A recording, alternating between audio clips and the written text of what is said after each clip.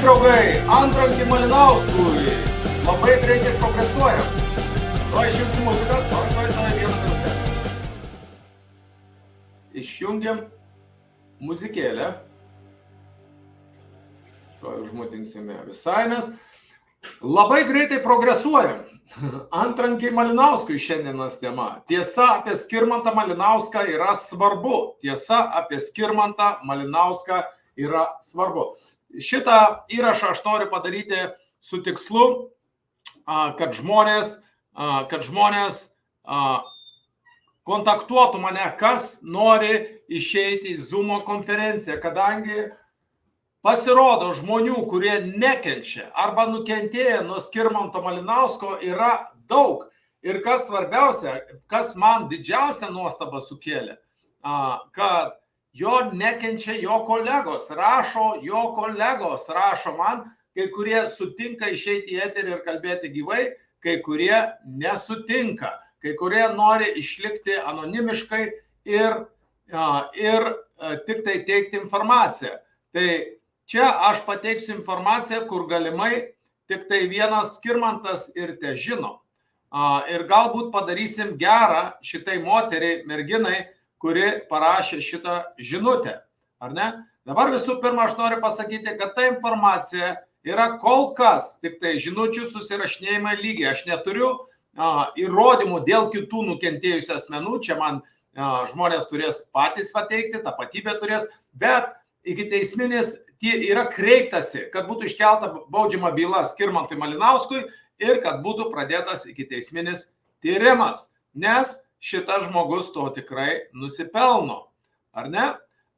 Dabar, tai vat noriu pakviesti visus, kas norite dalyvauti Zoom konferencijoje dėl Skirmanto nusikalstamos veiklos. Ir mano žiniomis, stebėkite, bet yra ruošiama televizijos laida. Per Lietuvos televiziją pamatysite irgi apie šitą veikėją, jau kiek suprantu, greitai. Kol kas nenori nieko viešinti, kol nėra patvirtinta. Bet panašu, kad prieš šitą veikėją kyla banga. Kyla didelė banga. Ir tuoj paskaitysiu žmogaus, vieno žmogaus, arba tai bent jau prisistato laišką. Bet informacija labai detali, labai tokia su detalėm, su viskuom, reiškiasi, kad panašu, kad tai greičiausiai yra teisinga informacija. Skirmantui Malinauskui padėjau įsidarbinti žinių radijoje. Pažįstu į keletą metų. Dar iki dabar jis yra man skolingas 4000 eurų, kurios išviliojo, nes buvo tapę mūsų santykiai kaip ir bičiulių. Čia tokią žinutę gavau. Tai Skirmantui būtų patarimas atsiskaityti su šitą moterim, jeigu tai yra tiesa, ir bent jau vieną būsi anuliavęs, reiškiasi, žmogų iš baudžiamas bylos už sukčiavimą, už žmonių apgaudinėjimą, kolegų apgaudinėjimą. Tarp kitko, man labai įdomu, kad rašo kolegos, vieni anonimiškai, o kiti netgi su savo laikraščiu, reiškiasi, oficialiais elektroniniais paštais. Tai ačiū labai visiems, kas rašote, kas kreiptės, nesvarbu, anonimiškai. Ar kreipitės, ar sutiksite liudyti ir pateikti įrodymus. Ačiū didelis visiems, šitas blogis turi būti sustabdytas. Ar ne? Dabar, jeigu tikitės gauti materialinės naudos, kad už tą informaciją jums bus sumokėta, priklausomai kaip mums pavyks šitą veikėją, kiek mums pavyks prisiteisti, kiek mums pavyks, reiškiasi, demaskuoti jį, tai biudžetas nėra labai jau didelis, nes iš kitos pusės aš žiūriu, žmonės sutinka ir nemokamai tą informaciją man teikti, ar ne? Bet jeigu informacija bus kritinė ir svarbi, tai galite tikėtis gauti, sakykime, gal 1000 kitą, ar ne, už šitą informaciją. Ar ne? Bet informacija turi būti teisinga, nes pats Skirmantas sako, tiesa yra svarbu. Turi būti įrodymai, video medžiaga, susirašinėjimai, dokumentai, liudininkai, nes baudžiamoje byloje neužtenka nuomonių ar šiaip tik tai pasisakymų, ar ne? Ir jeigu matėt pavadinimą, aš parašiau nusikalstama Skirmanto Malinausko veika. Tai ten klaida nėra padaryta. Pagal, reiškia, baudžiamą kodeksą yra toks žodis veika. Baudžiama veikla tai yra, kai žmogus veikia, bet baudžiama veika yra plačiau, jinai apima viską. Kai žmogus veikia ar neveikia, baudžiama veika yra veikimas arba neveikimas. Ar ne, nusikalstama veikla yra veikimas arba neveikimas. Žmogus gali, pavyzdžiui, pateiksiu pavyzdį.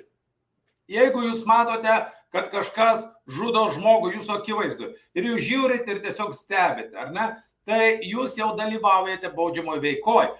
Jūs nežudote aktyviai, bet jūs matote, kaip kitas žudo ir yra pareiga jums pranešti policijai, kad sustabdyti tą nusikaltimą arba netgi pagal galimybės imtis veiksmų, kad sustabdyti tą žudiką, ar ne? Tai va, jeigu jūs nesimat, tai yra jau nusikalstama veika. Reiškia, aišku, už tai turbūt į kalėjimą jūsų nepasodintų, bet vis tiek tai jau yra negerai, ar ne? Skaitom toliau tą laišką. Dar iki dabar jis man yra skolingas 4000 eurų, kuriuos išviliojo, nes buvo tapę mūsų santykiai kaip ir bičiulių. Tai Malinauskas, jeigu klauso tą video įrašą, turbūt žino, apie ką eina kalba. Apgavo siūlydamas verslo idėją, kurią neva kartu įgyvendinsime. Kaip paaiškėjo, buvo tiesiog apgaulė. Verslo idėja vysto vienas, pinigų nematau. Kitas dalykas, jis yra alkoholikas, oficiali versija. Kad Skvernelio patarėjų nebedirba, nes su Veryga suspyka dėl kažko. Tas kažkas nuolatinis Skirmanto Malinausko blogas kvapelis ir pasirodymas darbe būnant neblaiviu. Jau ir žinių radijoje tą problemą turėjo, vartojo alkoholį daug metų ir neslepia. Visi, kas artimiau pažįsta, tai žino. Nu ir toliau mes čia susirašinėjom, žodžiu, žmogus mano, kad nepavyks tų pinigų jau iš jo niekada gauti, įrodymų neturi. Čia rašo taip, dėl to, kad alkoholikas, tai visi seniai žino, čia vieša paslaptis, galvoja tas lašinys šiaip savo užaugo. Čia jeigu buvau uždėjęs aš tą nuotrauką, akivaizdu visiems, kad žmogus yra nutukęs, ar ne? Žmogus yra nutukęs. Kodėl jis nutukęs, ar tai liga, ar tai, čia jau kitas klausimas, ar ne? Bet čia man informatorius rašo, kad dėl to, kad jis vartoja alkoholį, taip mano, ar ne? Toliau, ką čia rašo? Dėl to, kad alkoholikas tai tipo ar nesimato. O dėl skolos, tai seniai būčiau kreipusis į antstolis, bet mane taip apžaidė, tarsi būtume bičiuliai, tikrai taip mus laikiau. Tai neėmiau nei skolos raštelio, nei vekselio, nei nieko. Juolab kartu dirbom ir matėmės kiekvieną dieną. Čia Skirmanto Malinausko bendradarbė buvusi.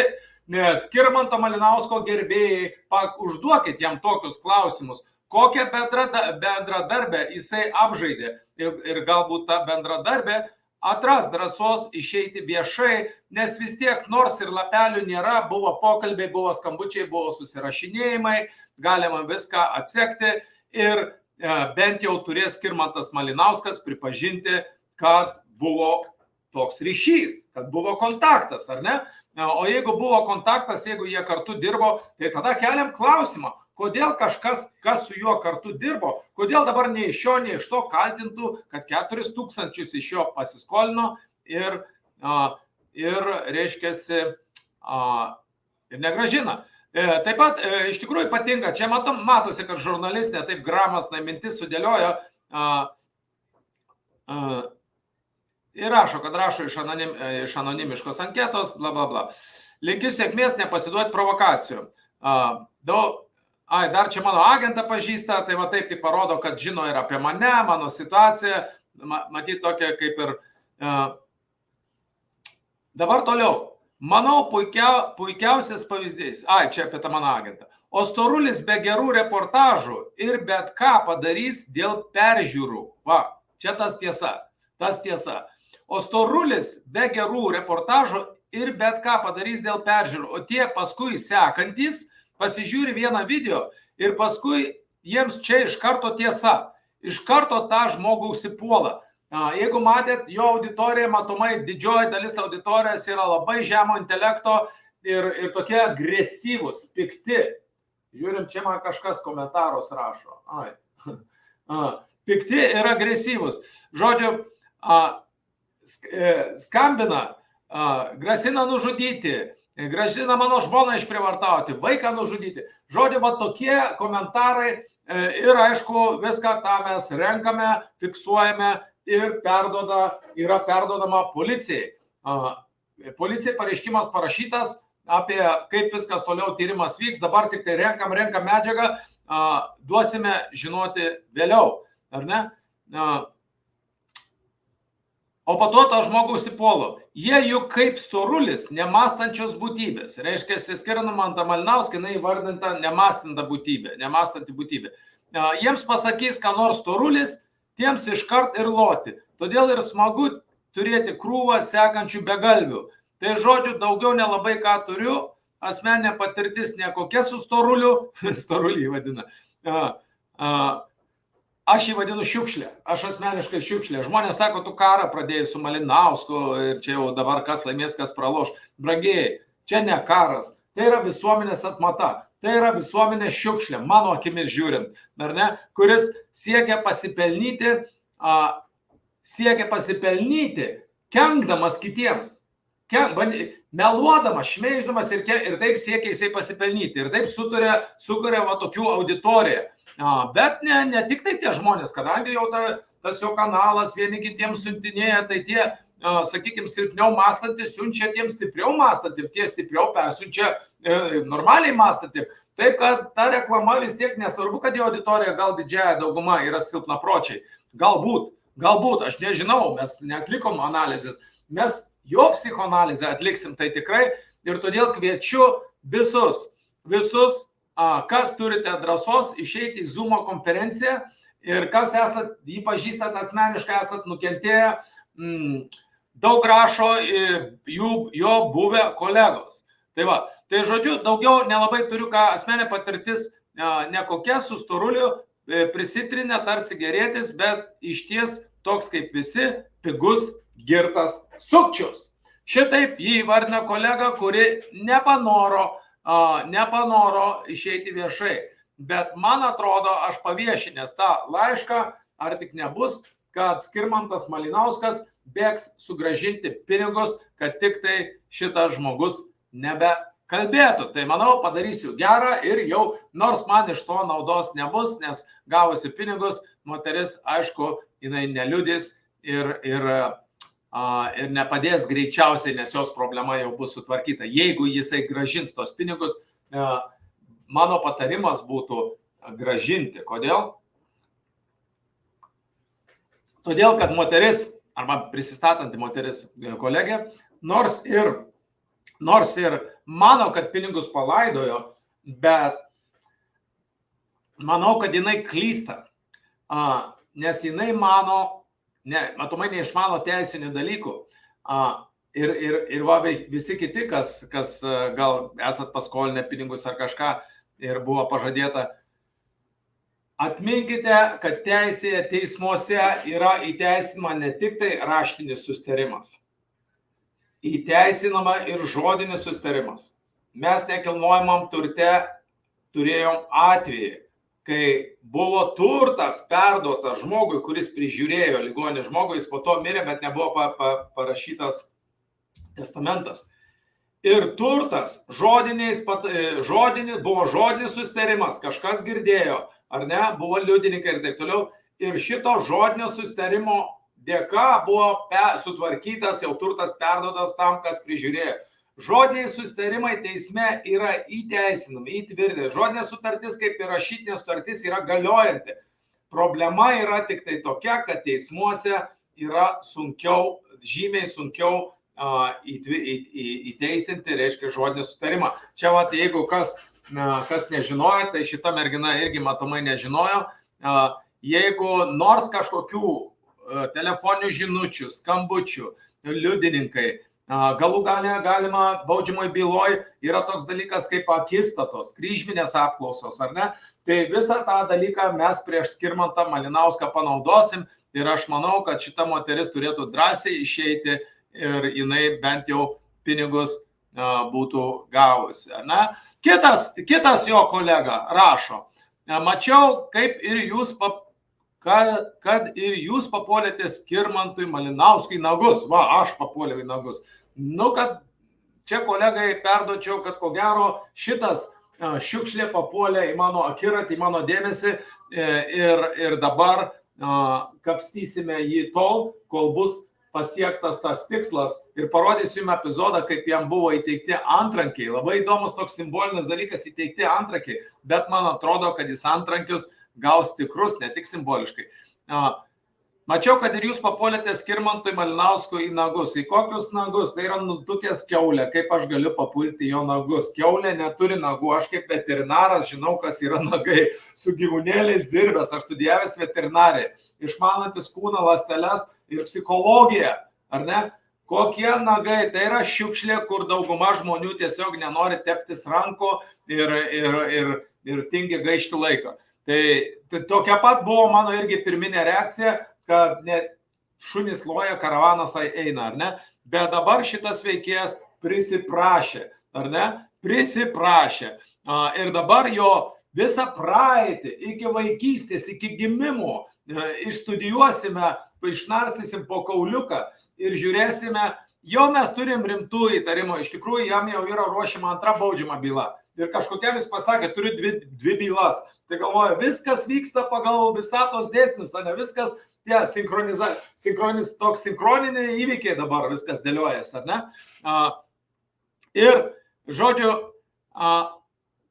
mačiau, kad ir jūs papuolėte Skirmantui Malinauskui į nagus. Kartu studijavome, tai studijų metais labai daug gerdavo alkoholio. Kiek žinau, tai daro iki šių dienų. Ir visų savo darbų neteko dėl tos pačios priežasties.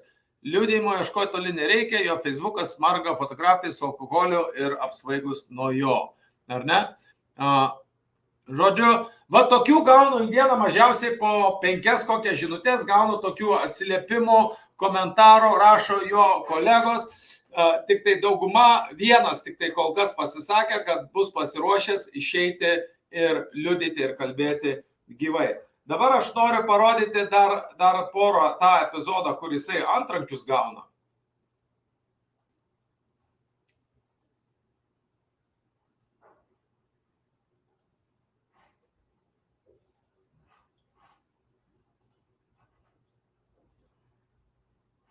Va, čia epizodas, kuris gauna antrankius. Taip. Žiūrėkit, jo reakcija, kai gauna antrankius, ar ne? Tai aš abejoju, čia kolegos jam įteikė antrankius simboliškai, bet aš taip įtariu, kad kolegos greičiausiai bus kaip ir gal tokį juodą humorą pajungia ir, atseit ten seksualiniam žaidimam irgi humoras, antrankiai humoras ir jisai va taip nustebo dėl tų antrankių. Bet man atrodo, kad tos antrankius jisai turėtų gauti greitai realybėj. Man taip kažkaip intuicija sako. O gyvenimas yra, fantazijos.lt dovanoja tau dovanų, kad tu nepamirštum žaisti ir atsipalaiduoti. Žiūrėk, aš tau parodysiu. Tai yra antrankiai. Žiūrėk, čia tai... Žmogus džiaugiasi gavęs antrankius. Čia geras ženklas.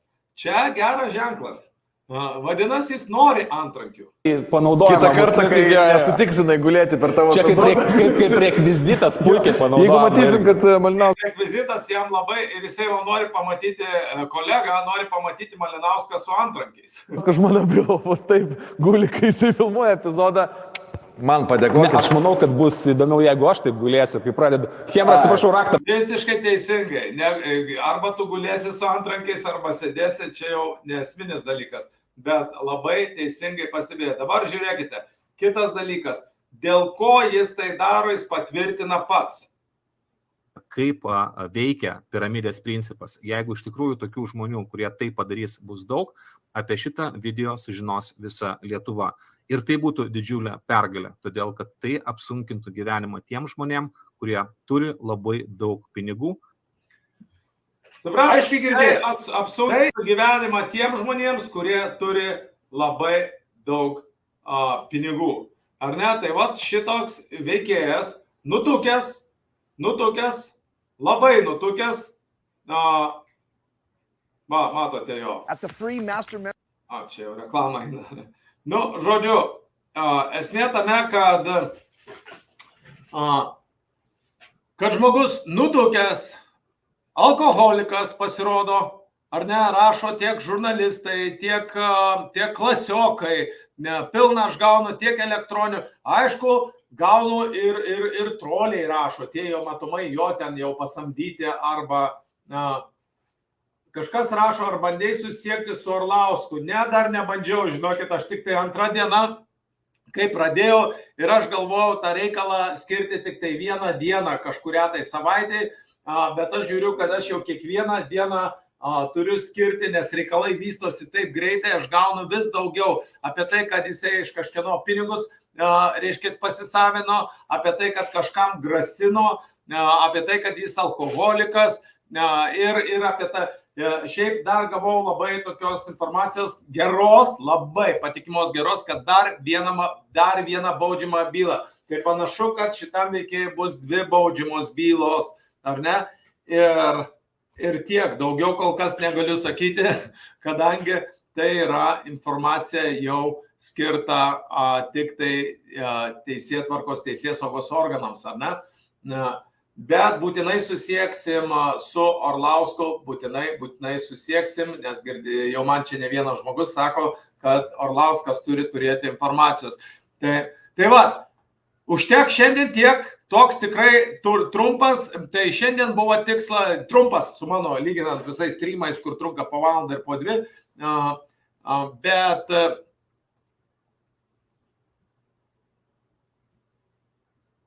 dar vienas pranešimas.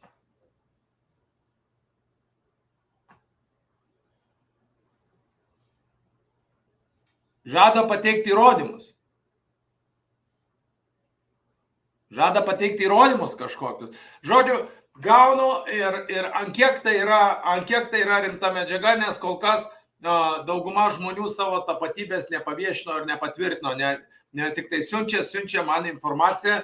Ir aš puikiai suprantu, kad bus siunčiama informacija ir melaginga, tai čia visi tie troliai galit nesivarginti, negaišti laiko. Aš dirbęs su kriminaliniu pasauliu ir esame uždarę organizuotus nusikaltėlius, ne vieną ir ne 2.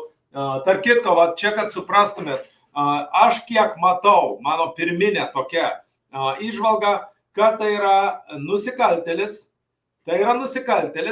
tai yra turto prievartautojas, kuris naudoja visai kitokias metodikas, ar ne?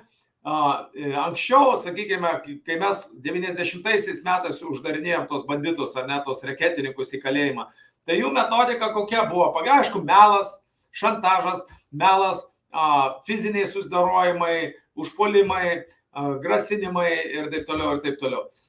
Ir tai būdavo realios grėsmės. Į mano gyvybę ne vieną kartą buvo kesintasi, bet kadangi pats ir sportavęs, tai vieną kartą apsigyniau nuo montiruotės, įsivaizduojat, Dievas mane saugo, brangiai. Reiškia, puolė dviese su montiruotė, bet pavyko apsiginti ir užpuolikai pabėgo. Čia visiems grasintojams, kurie rašote,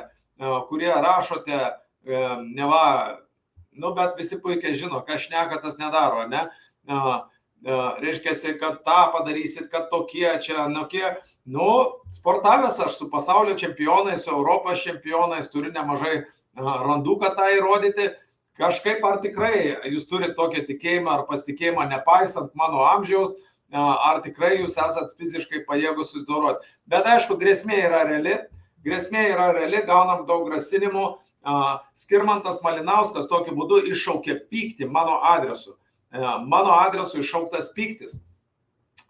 Nemąstančių žmonių, kurie nesigilina. Todėl aš nenoriu, turiu šviesti dabar, skirti ir tiesą, kas norite sekti visą, kas vyksta, ar ne? Tai prenumeruokit Namų brokerį YouTube kanalą. Mes prekiaujam namais. Ir jam yra išskirtas, pasisekė jam yra išskirstas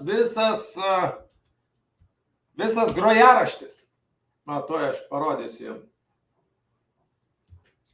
Namų brokeriai. Yra visas grojaraštis išskirtas, kur jisai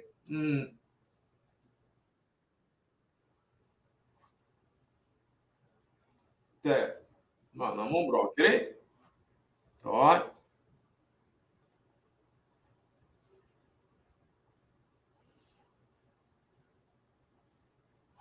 Va, čia yra išskirtas Malinauskui, aišku, dabar vienas video apie jį, antras video įrašas apie jį, bet va čia, kur yra grojaraščiai, ar ne, yra, reiškia, Skirmantas Malinauskas, spaudžia čia, paleisti viską ir čia visi įrašai. Čia pirmas baudžiama byla Skirmantui Malinauskui, tiesa apie Skirmantą Malinauską, šiandien pranešimas apie Zoomo konferenciją dėl Skirmanto Malinausko, į kurią kviečiu jungtis, kas mano, kad reikia drąsiai kalbėti ir gali drąsiai kalbėti apie Skirmantą Malinauską.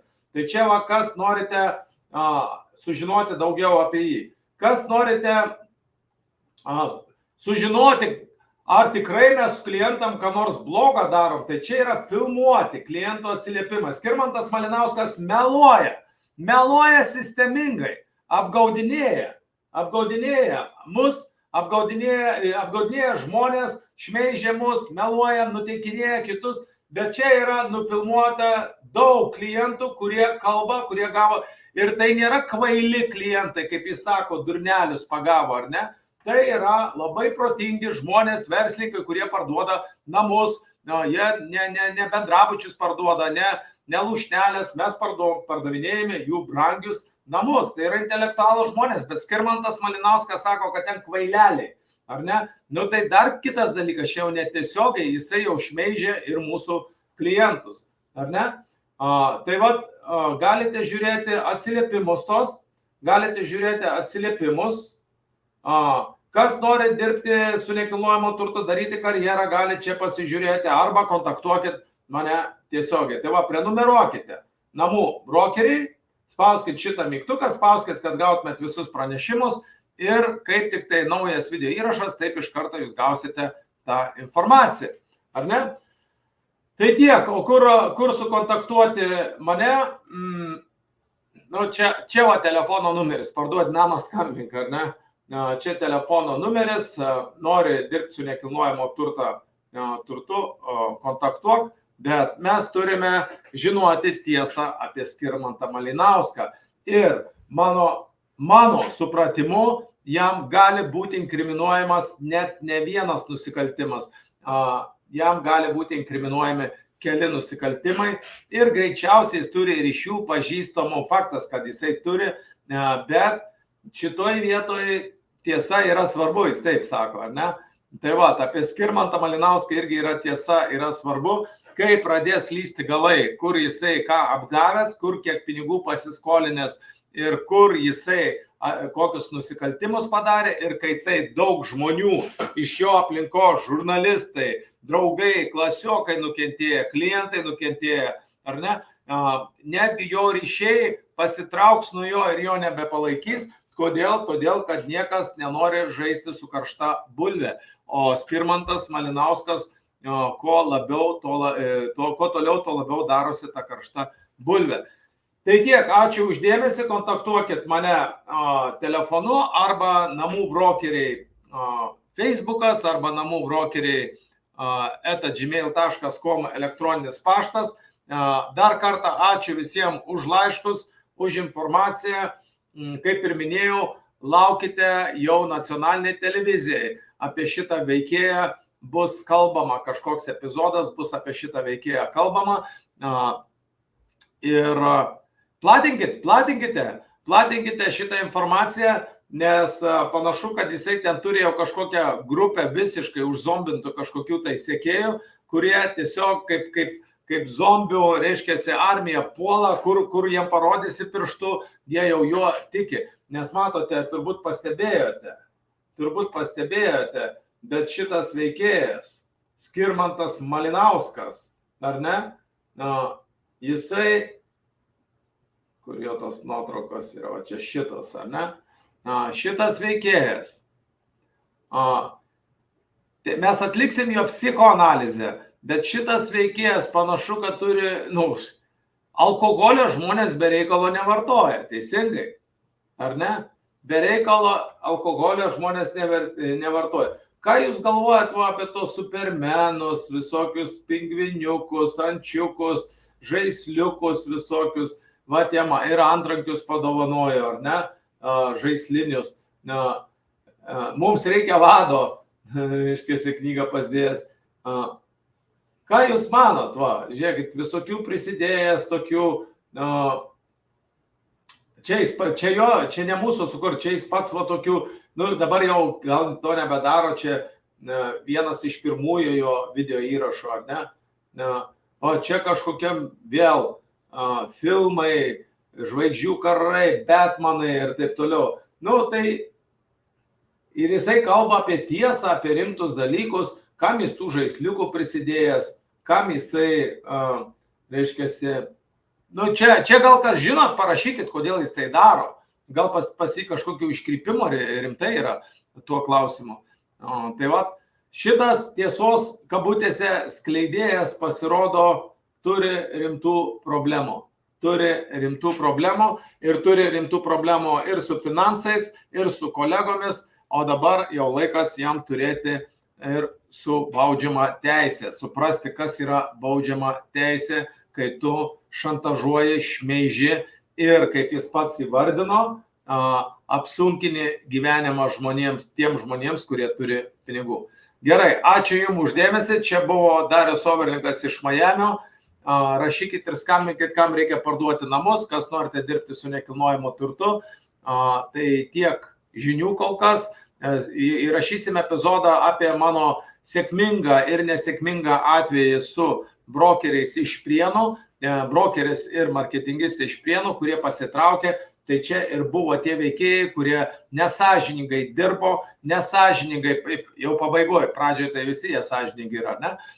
Ir po to dar pradėjo reikalauti pinigų, kurie pagal sutartį jiem nepriklausė. Ir tada bėgo pas Malinauską ir su Malinausku sukūrė tokį šmeižtą melą. Tai laukia jų irgi savo eilė ateina ir jiems.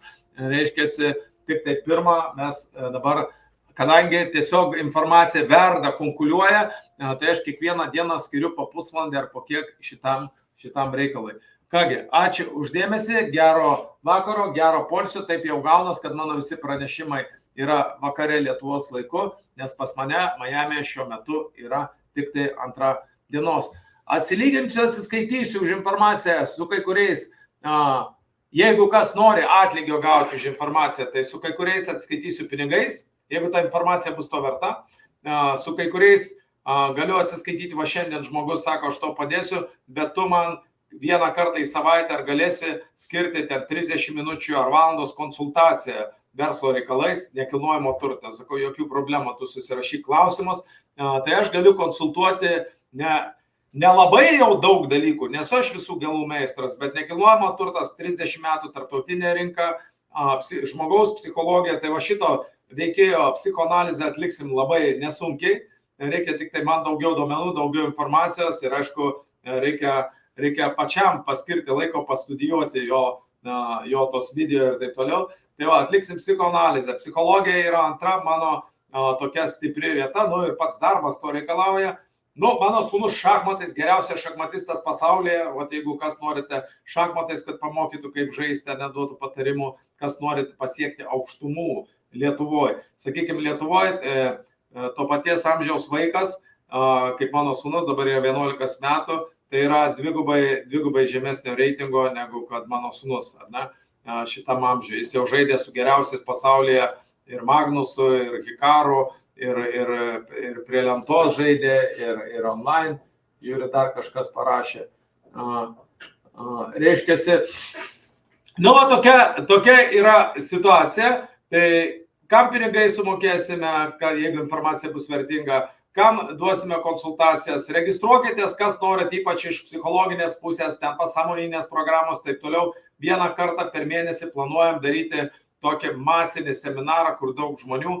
Tai bus mokama, bet tai nebus daug, nebus didelės sumos, bet mums reikalingas didelis kiekis žmonių, kad man reikėtų, kad paskirčiau tam laiko, kad už tą laiką būtų sumokėta. Deja, nemokamai daryti viską, ne kiekvienas gali. Va, matot, ir šitas šmeižikas, melagis, jisai prisirenka, kiek aš suprantu, vien iš aukų per metus surenka, bent jau paskutinį, kiek aš mačiau įrašus, surenka per metus apie 35 tūkstančius, ką galima rasti internete, ar ne? Kiek ten iš tikrųjų, gal jisai 2-3 daugiau tų pinigų surenka per metus. Bet va šitaip šmeiždamas žmonės ir galbūt kažkur, supraskit vieną dalyką, kaip dirba žurnalistai, kaip dirba melagiai, kaip dirba religijos, kaip dirba. Tai yra pasakoma, nėra, kad visiškai 100% viskas melas. Įmami kažkokie komponentai, teisybė ir po to susluoksniuojama, ten pridedama, iškraipama ir pridedama melas, ar ne? Netgi tas visa ta metodika turi terminologiją, terminą kažkokią, bet mano atveju, tai tos teisybės yra gal tik tai 1-2% ir 99% melo. O kitais atvejais gal jis ten tos daugiau teisybės paima ir po to iškraipo viską ir taip toliau. Aš nežinau, aš kalbu už save ir aš kalbu tai, ką man dabar rašo kokias žinutės, rašo žmonės, ką jie reiškiasi, kas nukentėjo, ką jie žino apie jį. Tai kol kas, tik tai tokiam, sakykime, gandų lygiai, ką mes apie jį sužinojom. Sužinosim tikrai daugiau. Bet kol kas, kad tai yra alkoholikas, kad tai yra alkoholį piktnaudžiaujantis žmogus, bet kaip ir šita mergina parašė, už alkoholizmas nenusikaltimas, už tai jau į kalėjimą nepasodinsi, ar ne? O kad pinigus jisai pasisavino jos, nei vekselio, nei to neturi. Toliau. Kitas dalykas, kad į pinigus jis yra labai stipriai orientuotas, kad netgi po dėdės mirties praėjus 2 dienom jau terorizavo sugyventinį ir metė lauk į gatvę ar kažkas, 2 dienom po mirties lavonas dar nešalas. Taip, kas liečia paveldėjimus, vyksta daug visokių negerų dalykų, bet šito veikėjo atvejs ypatingai šlykštus. Tai rodo, kad jis neturi jokių vertybių, tik tai nori gauti savo finansinės naudos, bet kokią kainą. Jam žmogiškos vertybės neegzistuoja. Tai toks žmogus toks šiukšlė turi būti pašalintas iš visuomenės, mes tą puikiai visi suprantam ir būsiu dėkingas visiems, kas pateiks informacijos ir kas padės tą dalyką padaryti. Daugiau. Viskas. Zoomo konferencija. Dabar aš noriu, matote, aš dabar vienas kalbu, žinot kaip, žodis prie žodį atrodo kol kas, ar ne? Policija dar savo išvadų nepadarė, kol kas žiūrėsim, ką policija tuo klausimu žiūrės, nes yra grasinama susidorojimu, išprievartavimais, nužudimais, tai yra realios grėsmės, ar ne? Tai jie ten turės atlikti tyrimą, nustatyti IP adresus ir taip toliau. Žodžiu, turės policija daug darbo, bet šitą reikalą inicijavo šitas veikėjas. Šitas veikėjas, kurio tikslas yra pakenkti žmonėm, kurie turi pinigų. Ačiū uždėmesį, Darius Oveningas iš Majamio ir iki malonaus gero vakaro, gero poilsio. Dar mano gerbėjim darysiu streamą, tai jeigu kas nori dar manęs paklausyti, tai darysiu streamą per mano asmeninį Facebooką, bet ten jau tikrai ilgai negalėsiu kalbėti, nes turiu šiandien dar daug reikalų sutvarkyti. Bet aišku, šeimos apsauga, verslo apsauga yra taip pat svarbus reikalas ir todėl aš jį turiu tvarkyti. Gero vakaro, gero poilsio. Ate.